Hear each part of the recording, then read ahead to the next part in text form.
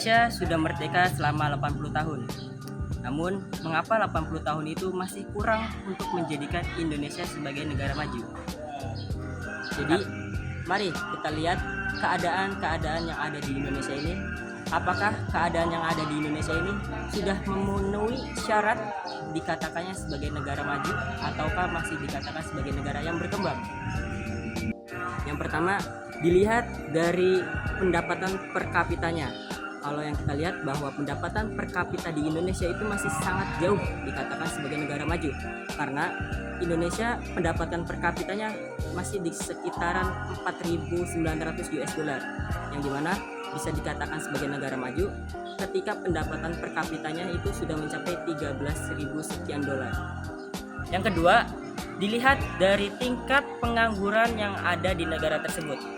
Menurut tingkat pengangguran terbuka di Indonesia pada tahun 2026 bulan Februari ada 7,24 juta orang pengangguran yang ada di Indonesia ini, yang dimana itu salah satu sebab mengapa Indonesia itu masih dikatakan sebagai negara yang berkembang.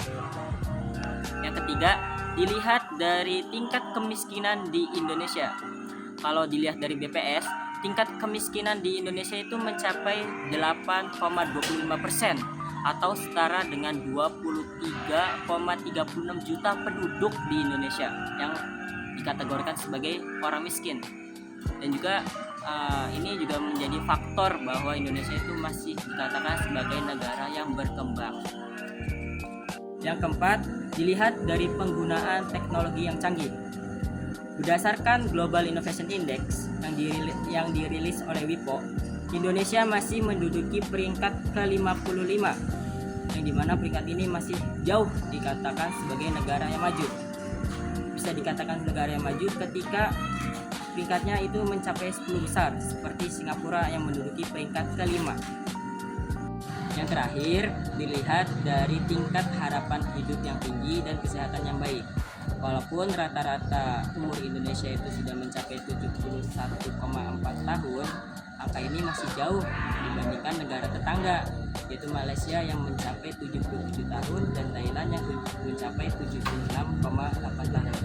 Dengan kata lain, dengan rata-rata kehidupan yang segitu, Indonesia masih belum bisa dikatakan sebagai negara maju.